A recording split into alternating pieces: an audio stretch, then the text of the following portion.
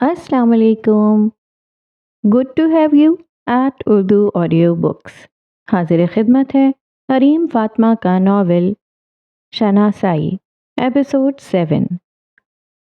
बेला boutique में अपने office के एक कोने में रखे सोफे पर बैठी थी। शाम धीरे धीरे रात में ढल रही थी और आसमान पर सितारे कहकहे लगा रहे थे, जैसे अयूब मंजिल आज उनके लिए सजी हो। बुटीक से वापसी पर वो बस यूं ही कमरे में जा बैठी थी। ना चाय ली, ना खाना मांगा। जहन एक ही वक्त में हाल पर था भी और नहीं भी। आंखें सामने वॉल पर थीं, लेकिन दिल वक्त के पीछे की रात में अटका हुआ था। मंगनी की रात। यही वो अल्फाज थे जो उसके लबों पर बेआवाज उतरे। यादों का पर्दा उठा था। अयूब मंजिल रोशनियों में नहाई हुई थी। पोर्च में रंग बिरंगी बत्तियां जगमगा रही थीं। गेट से दाखिल होते ही गुलाब की पत्तियां बिखरी हुई थीं। अंदर लाउंज में खुशबुओं और कहकहों का राज था। एनी हंसते हंसते रशियन सैलेड की प्लेट लिए इधर से उधर घूम रही थी। कभी रामीन को कुछ कहती, जो अपनी खालाजाद की मंगनी के लिए एक हफ्ते के लिए पाकिस्तान आई हुई थी, तो वो उसे घूर के जवाब देती। अभी वो कुछ देर की मेहमान थी, तभी एनी उसे मेहमान कम सौतेली बहन ज्यादा समझ के ट्रीट कर रही थी। लेकिन रामीन असगर भी किसी से कम नहीं थी। उसे खुद तक उठने वाले हाथों को तोड़ना भी आता था और अपने लिए कुछ उल्टा सीधा कहने वालों की जबानों को मोड़ना भी आता था। शाहमीर एक तरफ दाजान के साथ खड़ा मेहमानों को सलाम कर रहा था। फहद भाई और उनकी बेगम दूर से आए मुअज़्ज़ज़ मेहमानों से महवे गुफ्तगू थे, और उन सब के बीच बेला सुनहरी काम वाला लिबास पहने बैठी थी। उसका दुपट्टा जरा सा सरक कर कंधे से फिसलने वाला था, जो उसने हर 2 मिनट बाद दुरुस्त करना था। लंबे स्याह बालों में गजरे थे, हाथों में मेहंदी का रंग। हंसी थी, बातें थीं, कैमरे की फ्लैश, लेकिन दिल का मरकज कहीं और था। वो उसकी आमद की मुंतजिर थी। फिर दरवाज़ा खुला, साहिर अंदर दाखिल हुआ। सफ़ेद कुर्ता शलवार में हल्की बढ़ी हुई शेव और भूरी आंखों में खामोश खुशी और उसका ख्याल था। सबने उसके आने पर खुशी से देखा, मुबारकबाद दी। किसी ने तस्वीरें ली, लेकिन बेला की नज़रें उसे उस हुजूम में से छानती रहीं। वो आ गया। दिल जैसे आहिस्ता से धड़का हो, जैसे धड़कना अभी अभी याद आया हो। उन दोनों के दरमियान ज्यादा बातचीत ना हुई। 2 अंगूठियां थीं जिन पर उन दोनों का अनदेखे नाम सब था। बेला महमूद अब साहिर मुर्तज़ा की अमानत थी, और उसके दिल में सुकून उतर रहा था। जिससे मोहब्बत की थी, दुनिया के सामने उसे अपनाने की हिम्मत भी कर ली थी। बस थोड़ा और सब्र, फिर उन दोनों का नाम एक दूसरे से जुड़ जाना था। लेकिन वहां कुछ ज्यादा नुमाया ना था, शायद सिर्फ एक नज़र, एक आहिस्ता सी मुबारक। लेकिन उस रात बेला छत पर चली गई थी। चांदनी अपने उरूज पर थी और नीचे शोर कम होता जा रहा था। तब वो आया, साहिर, खामोशी से उसके बराबर आ खड़ा हुआ। चांद को क्यों देख रही हो? उससे मुस्कुराहट छुपाए पूछा। बस, आज ज्यादा खूबसूरत लग रहा है। वो भी मुस्कुरा रही थी। चांद को छोड़ो, तुम खुद कुछ कम हो क्या? उसकी आंखों में चमक थी। बेला हंस दी और साहिर उसे देखने लगा। उसके कहकहे की आवाज उसके कानों में बहुत देर तक गूंजती रही थी। हाल में वापस आओ तो बेला की आंखें भीग गई थीं। उस लम्हे उसे सब कुछ याद था। वो रात, वो लम्स, वो खामोशी, वो अल्फाज। साहिर, तुम आज भी वहीं हो जहां मेरी मुस्कुराहट पहली बार तुम्हारे सामने खुली थी। बाहर आसमान पर फिर वैसा ही चांद निकला था। बेला खिड़की के पास गई और उसकी तरफ देखकर बस इतना कहा, बहुत साल गुजर गए, लेकिन तुम्हारे बाद वक्त वहीं रुक गया साहिर। दाजान चाहते थे कि उन दोनों का निकाह कर दिया जाए और दोनों साथ हंगरी चले जाएं, लेकिन उनकी राहें मुख्तलिफ थीं। बेला को पाकिस्तान रहकर रामीन के साथ बुटीक खोलनी थी और साहिर को पीएचडी करनी थी। फिर उन्होंने फैसला किया कि एक दूसरे की परवाह में बजाय एक दूसरे का रास्ता रोकने के वो दोनों एक दूसरे का सहारा बनेंगे। फिर उन दोनों ने अपने अपने मकसदों की राह ली, इंतजार के सहारे, आवाज के सहारे, एक आखिरी खत के सहारे। मंगनी की शाम से कुछ दिन पहले ढोलक रख ली गई थी, जिसमें मंगनी की तारीख पक्की होनी थी। शोर नीचे था, कहकहे, मुबारकबादें जगमगाती रोशनियों के बीच बेला अपनी चमकती चूड़ियों, खुशबुओं, गजरे और बिखरी यादों समेत छत पर आ गई थी। हल्की रोशनी थी, थोड़ी सी थकन, थोड़ा सा तन्हाई का सुकून, और कुछ देर बाद साहिर भी आया। तुम्हें तलाश करते करते यहाँ आ गया और तुम तो जैसे सितारों में गुम हो गई हो, वो धीमे लहजे में कहता उसके साथ आ खड़ा हुआ। यही सितारे तो सारी रात साथ देते हैं, बाकी लोग तो सब सुबह होते ही बिखर जाते हैं। वो धीमा सा मुस्कुराई। साहिर थोड़ा सा करीब आया, खामोशी से उसे देखा। बेला की नजरें नीचे थीं, जैसे उसकी मौजूदगी में वो अपनी धड़कन भी छुपा रही हो। पता है बेल, तुम्हारे चेहरे पर जब खामोशी होती है तो सब कुछ कह जाती है, जो लफ्ज कभी अदा नहीं कर सकते। वो मुस्कुरा रहा था। और जब तुम यूं आंखों से देखते हो तो दिल को संभालना बहुत मुश्किल हो जाता है साहिर, वो नरमी से कह रही थी। साहिर थोड़ी देर चुप रहा, फिर धीरे से कहा, तुम्हारी मौजूदगी जैसे किसी ठंडी छांव में बैठ जाना हो, और जब तुम नहीं होती तो जैसे दिल धूप में पड़ा हो, बेसाया। वो अब सामने दूर तक आसमान को देख रही थी। बेला भी ऐसे ही थी, करीब थी मगर बहुत दूर। सालों का फासला था बीच, निकाह का फैसला था। बेला की आंखों में नमी आ गई मगर उसने मुस्कुराहट नहीं छोड़ी। कभी कभी दिल चाहता है कि तुम मेरे जज्बात पढ़ सको, जैसे तुम किताबें पढ़ते हो, गौर से, मुकम्मल तवज्जो के साथ, वो कह रही थी। और अगर पढ़ लिया तो तुम्हें खुद से मोहब्बत हो जाएगी। साहिर वहीं उसी एक जुमले पर थम गया, जैसे उसकी रूह में कुछ उतर गया हो। काश मैं तुम्हें वो सब कह सकता जो दिल में है, मगर कुछ रिश्ते लफ्ज़ों से नहीं, सिर्फ जज्बों से निभाए जाते हैं। फिर तुम निभाओ लफ्ज़ों के बगैर, मैं भी निभाती रहूंगी। और वो लम्हा चुप हो गया। सिर्फ हवा चल रही थी और बेला के दिल में खुद अपनी मोहब्बत की शिद्दत महसूस होने लगी थी। वो मोहब्बत जो उसने दी थी बगैर किसी शर्त के। ये वो लम्हा था जब बेला को खुद अपनी चाहत का गहराई से एहसास हुआ था, जब वो समझी थी कि मोहब्बत सिर्फ पाने का नाम नहीं बल्कि देने का ज़र्फ भी है। शाम का वक्त था। यूनिवर्सिटी के कैफेटेरिया में साहिर एक कोने में बैठा था। उसके सामने कार्ला हाथ में गरम चाय का कप लिए पुरसुकून सी मुस्कुराहट के साथ बैठी थी। कैफे की खिड़की से सूरज का जर्द अक्स अंदर झांक रहा था। तुम्हें पता है, आज पहली बार मुझे लगा शायद हम एक जैसे हैं, कार्ला ने हंसते हुए कहा। वो इतना हंसती क्यों थी? एक जैसे? साहिर ने अबरू उठाते हुए पूछा। खामोश, खुद में गुम, पर दूसरों के दर्द से जुड़े हुए, उसने जवाब दिया। तुम इतनी गहराई से बातें करती हो, कभी कभी खुद से भी आगे निकल जाती हो। साहिर हल्की सी मुस्कुराहट के साथ कह रहा था। कार्ला उसके जुमले में कोई पोशीदा इशारा ढूंढने लगी। उसे लगा शायद ये कुर्बत है, कोई ख़ास ताल्लुक है। उसी लम्हे ईव कैफ़े में दाखिल हुई। उसकी नज़र कार्ला और साहिर पर पड़ी। वो तेज़ कदमों से उनकी तरफ बढ़ी। हे, mind if I join? Ewe ने थोड़ा संजीदगी से कहा। ऑफ कोर्स नॉट, कार्ला ने कुछ झिझकते हुए कहा। ईव ने साहिर की तरफ एक लम्हे को देखा और फिर बातों का रुख बदल दिया। साहिर, तुमने आज का लेक्चर खूब दिया, ईव ने उसे सराहा। शुक्रिया ईव, साहिर ने नरमी से कहा। ईव उसे ऐनी जैसी लगती थी। उसकी बातों में, कहकहों में वो अक्सर कुर्रतुल ऐन को तलाश करता था। वो थी भी कुछ कुछ उस जैसी, अपनी बातों से सबको एक ही पल में खुश और हैरान करने वाली, अपनी ज़ात में बहुत मुख्तलिफ सी। कार्ला ने अपनी चाय का आखिरी घूंट लिया और फिर धीरे से बोली, मैं चलती हूँ। वो उठी लेकिन जाते जाते साहिर की तरफ एक नज़र डाली, एक नज़र जो कुछ कहना चाहती थी, और फिर वो चल दी। ईव ने गहरा सांस खींचा और फिर आहिस्ता से बोली, तुम्हें उससे फासला रखना चाहिए साहिर। मैंने कुछ गलत किया? वो हैरान था। नहीं, लेकिन कार्ला तुमसे कुछ ज्यादा उम्मीदें बांध रही है, उसने आगाह किया। साहिर खामोश हो गया।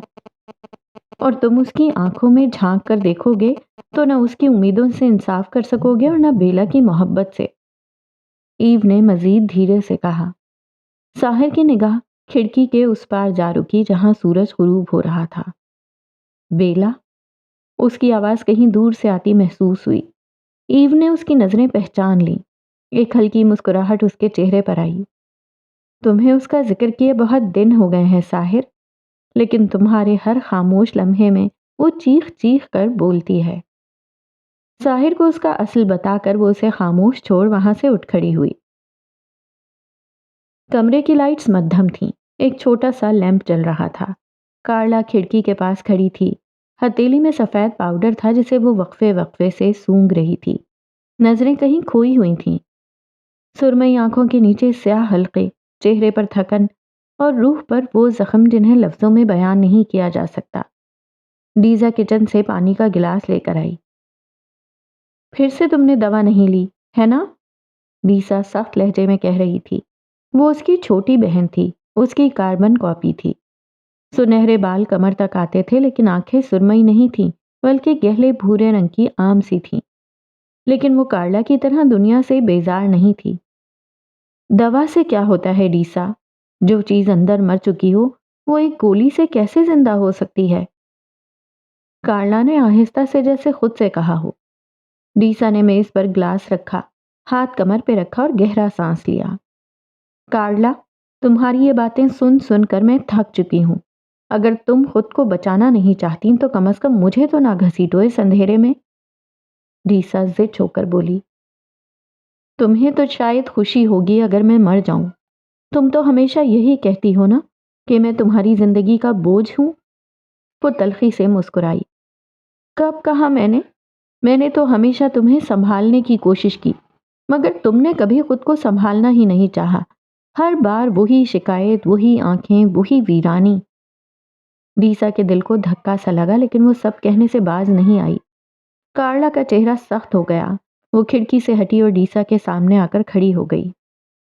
میں نے کچھ نہیں مانگا اس دنیا سے ڈیسا، بس تھوڑی سی محبت، تھوڑا سا مان، کسی کی آنکھوں میں اپنے لیے نرم گوشہ، اور جب وہ ملا تو وہ بھی چپ رہا۔ اس کی آواز میں درد تھا۔ پھر اس نے کھڑکی سے ہاتھ باہر کر کے وہ پاؤڈر پھینک دیا۔ اب تو وہ بھی بے اثر ہو گیا تھا۔ پہلے وہ سکون دیتا تھا لیکن اب تو وہ بھی جیسے اس سے روٹھ گیا تھا۔ کارلا، تم سے ساری دنیا روٹھ جاتی ہے، اس نے خود سے کہہ کر سر جھٹکا۔ تم اس ساحر کی بات کر رہی ہو؟ وہ تمہارا کچھ نہیں تھا کارلا، اس نے کبھی تمہیں امید نہیں دلائی۔ تم خود ہی اس کے لفظوں میں خواب دیکھتی رہی اور اب خود کو مظلوم بنا کر میرے سامنے روتی ہو۔ ڈیسا غصے میں تھی۔ کارلا کی آنکھوں میں نمی تیرنے لگی۔ وہ اچھا تھا ڈیسا، بس میں ہی بہت بری ہوں شاید، وہ خشک لہجے میں کہہ رہی تھی۔ نہیں، تم نہیں، تم بس ایک ایسی لڑکی ہو جو سارا بچپن محبت کی بھوک میں پلی اور جوانی میں غلط لوگوں کو غلط چہروں میں تلاش کرتی رہی، لیکن میں تمہیں اب اور نہیں ٹوٹنے دوں گی۔ اس کی آواز میں ترحم تھا۔ رہنے دو، اب دیر ہو چکی ہے۔ وہ کھڑکی سے پیچھے ہٹی۔ ڈیسا نے اس کے قریب آ کر اس کا ہاتھ پکڑ لیا۔ کارلا کے ہاتھ ٹھنڈے پڑ رہے تھے۔ کارلا، ڈیسا نے گھبراہٹ سے کہا۔ کارلا ہلکا سا مسکرائی۔ وہ مسکراہٹ جیسے زہر آلود تھی، جس کے پیچھے صرف ایک فیصلہ چھپا تھا۔ وہ نیم پاگل سی لگتی تھی۔ اگر کبھی کچھ ہو جائے تو ساحر کو الزام مت دینا، وہ تو بس ایک روشنی جیسا تھا، میں ہی اندھیرے میں دیکھنے کی ضد کرتی رہی، اس نے کہا اور وہ کمرے میں جا کر ڈیسا کو اندر کرتی دروازہ بند کر گئی۔ ڈیسا نے دروازے کی طرف بڑھ کر زور سے کہا، کارلا، دروازہ کھولو، مجھے ڈر لگ رہا ہے کارلا۔ وہ دروازے سے لگتی نیچے بیٹھتی گئی۔ اگر تمہیں کچھ ہوا تو میں اسے بھی نہیں چھوڑوں گی۔ اس نے امید دلا کر غلط کیا، اس نے تمہیں پاگل کیا ہے، میں اسے بھی پاگل کر دوں گی۔ اس کی آنکھوں میں شعلے بھڑک رہے تھے، لہجے میں آگ تھی، انتقام کی آگ۔ بوداپیسٹ یونیورسٹی کے نفسیات ڈپارٹمنٹ کا بیرونی صحن میں اس وقت شام کے 7 بج رہے تھے۔ ساحر لائبریری کی عمارت سے باہر نکلا، بیگ کندھے پر، چہرے پر تھکن اور آنکھوں میں ایک مانوس اداسی۔ سامنے بینچ پر کارلا بیٹھی تھی، ہاتھ میں کافی کا کپ، لمبا کوٹ پہنے، گردن میں اسکارف لپٹا ہوا۔ وہ ساحر کو دیکھ کر مسکرائی تھی۔ آخر کار ہمارے مصروف پاکستانی سائیکالوجسٹ نے किताबों से सर निकाला। वो उसके बेंच पर आकर बैठी और मुस्कुरा कर कहा, किताबें कभी खत्म नहीं होती और मैं अभी साइकोलॉजिस्ट नहीं बना। वो नरमी से मुस्कुराया, लेकिन उस मुस्कुराहट में अजनबियत थी, जैसे कार्ला ने जान के अनजान किया। ये लो, तुम्हारी पसंद की ब्लैक कॉफी, बगैर शक्कर के। कार्ला ने हाथ में पकड़ा दूसरा कप उसकी तरफ बढ़ाते हुए कहा, तुम्हें कैसे पता? साहिर कप लेते हुए हल्का सा हैरान था। बस ध्यान रहता है, कुछ चीजें दिल में खुद ब खुद महफूज हो जाती हैं। कार्ला ने कंधे उचकाते हुए कहा, शुक्रिया, लेकिन तुम्हें जहमत नहीं करनी चाहिए थी। उसने नजरें चुराईं। कुछ लोग जहमत नहीं लगते साहिर, तुम उनमें से हो। वो मुस्कुराई, लेकिन आंखों में कुछ और ही था। साहिर खामोश हो गया। फजा में हल्की हवा चली, पत्ते सरसराते रहे। तुम अक्सर अपने जहन की दुनिया में रहते हो, आसपास के लोग शायद नजर नहीं आते। कुछ देर बाद वो हल्के लहजे में बोली, मैं हमेशा अच्छा सामे नहीं रहा, शायद अच्छा दोस्त भी नहीं। वो सामने दरख्तों को देख रहा था। लेकिन उस दिन जब मैं लैब के बाहर रो रही थी, तुमने देखा था। बस वही एक लम्हा काफी था। उसने टांग पर टांग जमाई, फिर सामने देखने लगी। साहिर ने नजरें झुका लीं। वो लम्हा उसे भी याद था। कभी कभी हमदर्दी को मोहब्बत समझ लिया जाता है, और मैं नहीं चाहता कि तुम्हें गलतफहमी हो। साहिर ने मध्यम आवाज में कहा, मुझे पता है साहिर, मगर कभी कभार दिल सिर्फ एक फरेब मांगता है, सच्चाई से चंद लम्हों की छूट, फिर चाहे वो फानी हो, कोई झूठ हो। कार्ला मुस्कुरा कर उसकी बात काटने लगी। साहिर का दिल बैठने लगा। वो कुछ कहना चाहता था, मगर अल्फाज हलक में अटक गए थे। बस थोड़ी देर के लिए मुझे ये झूठ जीने दो कि मैं किसी की चाहत हूं, चाहे वो सच ना हो। आंखों में नमी लिए धीरे से कहा, कार्ला, मैं तुम्हें तकलीफ नहीं देना चाहता। फिर इतने मेहरबान ना हुआ करो, यही सबसे ज्यादा चुभता है। वो हंसी थी, और उसकी हंसी में कुछ था, खोखला सा, खालीपन था। मंजर खामोशी में डूब गया। दूर कहीं घड़ी की टिक टिक सुनाई दी। साहिर हाथ में कॉफी लिए बैठा था, मगर उसका दिल कहीं और था। शायद इस्लामाबाद, शायद बेला के साथ, किसी बंद अनदेखे से राब्ते में। यूनी कैफे के बाहर बारिश हो रही थी। खिड़कियों से पानी के कतरे नीचे फिसल रहे थे। अंदर बैठे तीन लोग, तीन अलग दुनियाओं के बासी लगते थे। साहिर मुर्तजा, लीव मार्क्स और ईव मार्क्स। सामने मेज पर तीन कॉफी के कप थे। साहिर किताब के सफ़ात पलट रहा था। लियो अपने नोट्स पर कुछ लिख रहा था और ईव खामोशी से सबका मुशाहिदा कर रही थी। तुम दोनों हर वक्त इतने संजीदा क्यों रहते हो?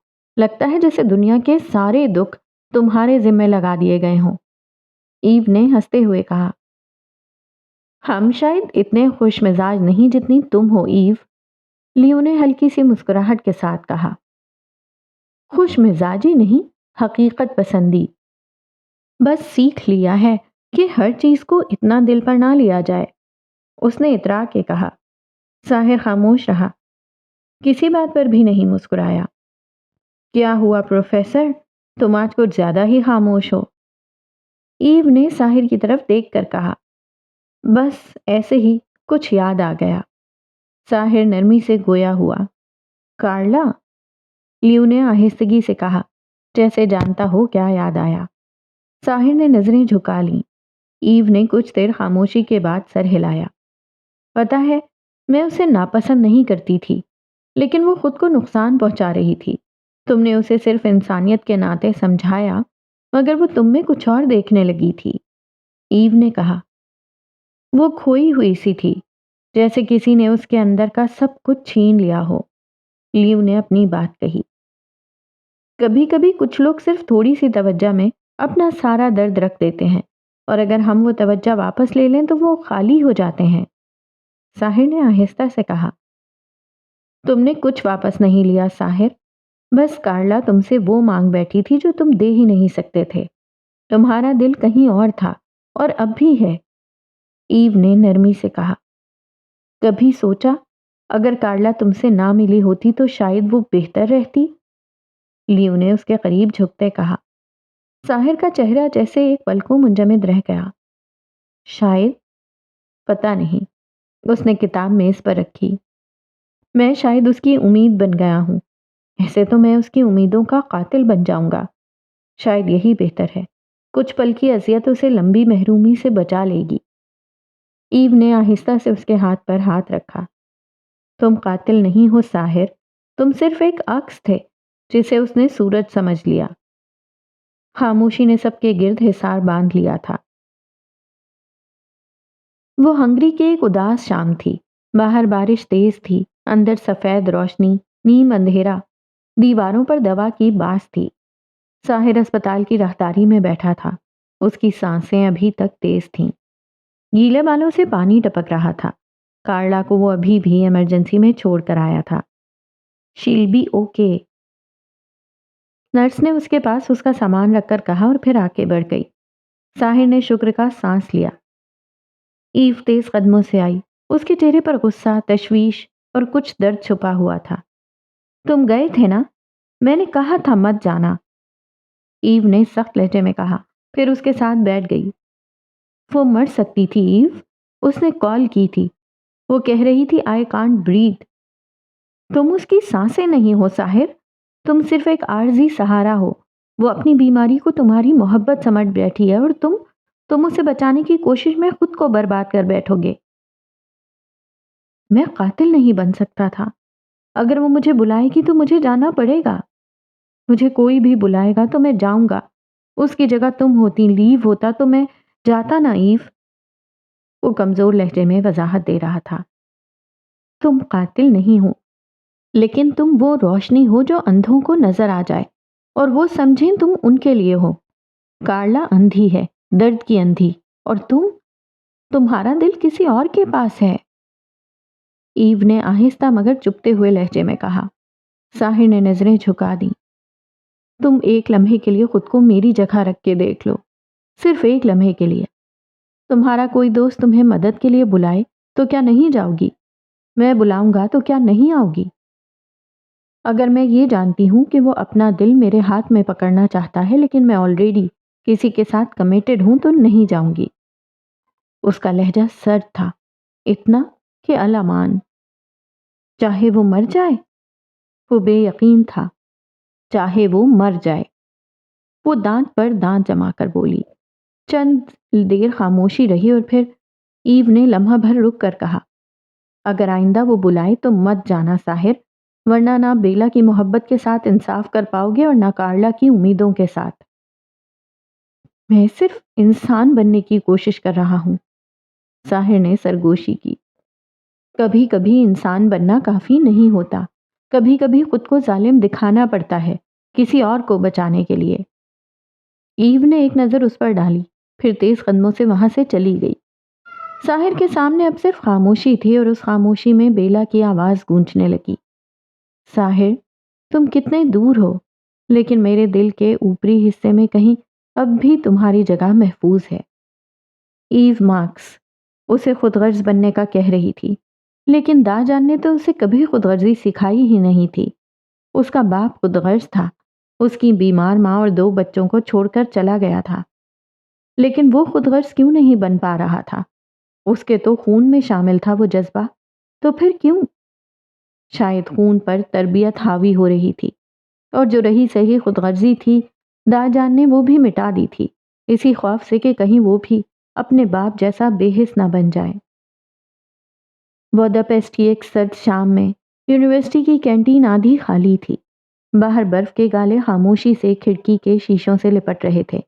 کمرے کے اندر ہیٹر کی ہلکی سی گڑگڑاہٹ تھی اور ایک طرف کونے میں ساحر مرتضیٰ خاموش بیٹھا تھا۔ سامنے میز پر اس کی نوٹ بک کھلی ہوئی تھی لیکن اس پر کوئی لفظ نہ اتر پایا۔ وہ بار بار قلم کو انگلیوں میں گھماتا جیسے کچھ لکھنے کی کوشش کرتا، پھر رک جاتا تھا۔ بیلا، تم ہوتی تو یہ شام کچھ اور ہوتی۔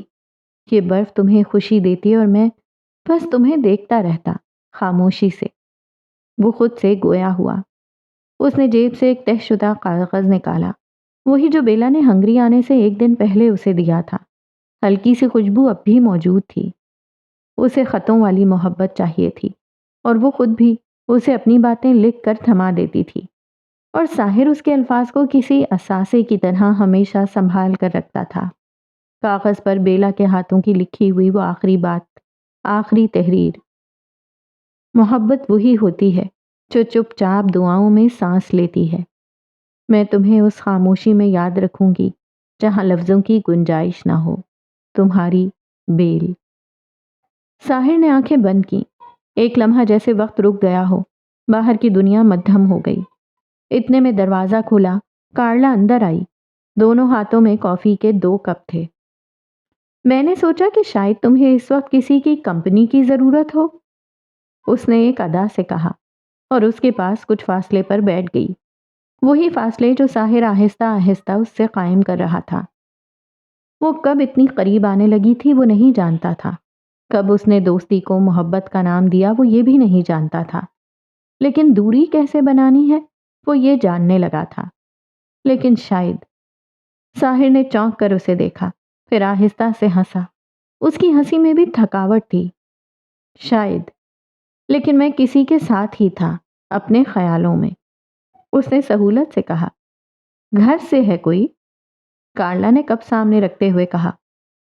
ہاں، بہت قریب اور بہت دور بھی۔ اس نے کپ تھاما، اس کی گرمائش محسوس کی۔ کارلا خاموشی سے اسے دیکھتی رہی۔ اس کی نظریں اس کے تاثرات پڑھنے کی کوشش کر رہی تھیں۔ تم کیسی ہو اب؟ اس نے سرسری سا پوچھا۔ ٹھیک ہوں، اس نے تھکی ہوئی سانس خارج کی۔ لیکن کیوں ہوں یہ نہیں جانتی۔ پھر سے خاموشی۔ تم اکثر تنہا بیٹھتے ہو، لیکن یہ تنہائی تمہیں کھا رہی ہے ساحر۔ اس کی آواز میں کوئی نرم سا گوشہ تھا۔ محبت اکثر خاموشی میں رہتی ہے۔ کارلا کی آنکھوں میں کوئی چمک بجھ گئی۔ وہ کچھ کہنا چاہتی تھی لیکن اس نے لب سی لیے تھے۔ کمرہ نیم تاریکی میں ڈوبا ہوا تھا۔ کھڑکی کے پار برف بکھری پڑی تھی، سفید چاند کی طرح، پورے شہر کو ڈھانپے ہوئے۔ کارلا اپنے بیڈ کے کنارے بیٹھی، ہاتھ میں ایک پرانی ڈائری تھامے کچھ لکھ رہی تھی۔ دیوار پر ایک بورڈ لگا تھا جس پر کچھ تصویریں چسپاں تھیں۔ یونیورسٹی کے گروپ فوٹوز، ساحر کے لیکچر ہال کی تصویریں اور ایک چھوٹی سی بے دھیانی میں لی گئی تصویر جس میں ساحر بیٹھا کچھ پڑھ رہا تھا۔ کارلا نے دھیرے سے اپنی ڈائری بند کی، ایک لمحے کو کھڑکی کے پار گئی، باہر جھانکا اور خود سے مخاطب ہوئی۔ پتہ نہیں اسے احساس بھی ہے کہ جب وہ بولتا ہے تو میری خاموشیاں کیسے سنبھلتی ہیں۔ اس نے دھیرے سے سرگوشی کی۔ وہ واپس آ کر میز پر رکھی ایک چھوٹی سی ڈبیا کھولنے لگی۔ اس میں ساحر کی طرف سے دیا گیا ایک قلم رکھا تھا۔ کسی سیمینار میں وہ قلم اس نے بے دھیانی میں اسے دے دیا تھا، اور کارلا نے اسے یاد میں سنبھال رکھا تھا۔ جب اس نے کہا تھا یہ رکھ لو، تو کیا وہ جانتا تھا کہ وہ میرے دل میں وہ لمحہ ہمیشہ کے لیے قید ہو جائے گا؟ وہ دھیرے سے وہ قلم اپنے دل کے قریب لائی۔ کاش تم سمجھ سکتے ساحر کہ تمہاری ایک بات، تمہاری ایک نظر میرے دل میں طوفان برپا کر دیتی ہے۔ اس کی آنکھوں میں نمی ابھر آئی تھی، ایک آدھا خواب جو پورا ہونے سے پہلے ہی ٹوٹنے والا تھا، لیکن اسے ابھی امید تھی۔ امید جب ٹوٹتی ہے تو دل خون روتا ہے، اس لیے امیدیں کم لگانی چاہیے، اور صرف ان سے لگانی چاہیے جن پر مان ہو اس بات کا کہ وہ آپ کی امید نہیں توڑیں گے۔ پھر کارلا نے ایک تصویر جس میں وہ ساحر، ایو اور لیو تھے کے پیچھے ایک تحریر لکھنے لگی جیسے دل کے الفاظ ہوں۔ میں امید کرتی ہوں کہ تم ایک دن مجھے یاد کرو گے، بغیر کسی پچھتاوے کے، بس تھوڑی سی ہمدردی میں، صرف اتنا چاہتی ہوں۔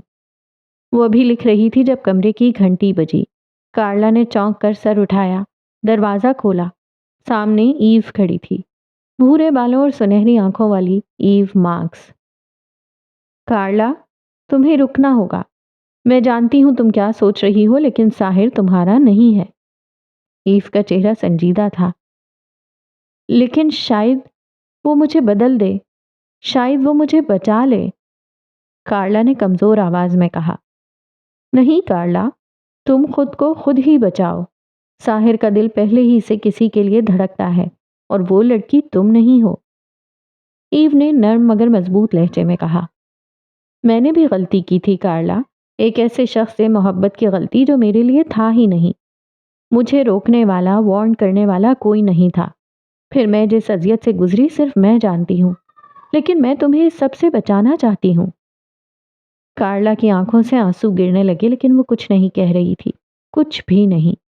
امید ٹوٹنے پر کیسا زخم آتا ہے، یہ کوئی کارلا بریفلٹ سے پوچھے۔ ایو نے اسے سینے سے لگایا، آنکھوں سے خاموش آنسو بہہ رہے تھے۔ ان آنسوؤں کی تکلیف حد سے سوا تھی۔ کارلا ایک بروکن فیملی کی بچی تھی۔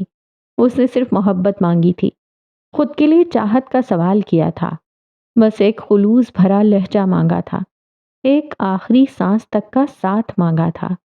کیا یہ زیادہ تھا؟ کیا اس نے کچھ بہت زیادہ مانگ لیا تھا؟ تصویر کے پیچھے لکھے وہ الفاظ اسے ترحم سے دیکھ رہے تھے۔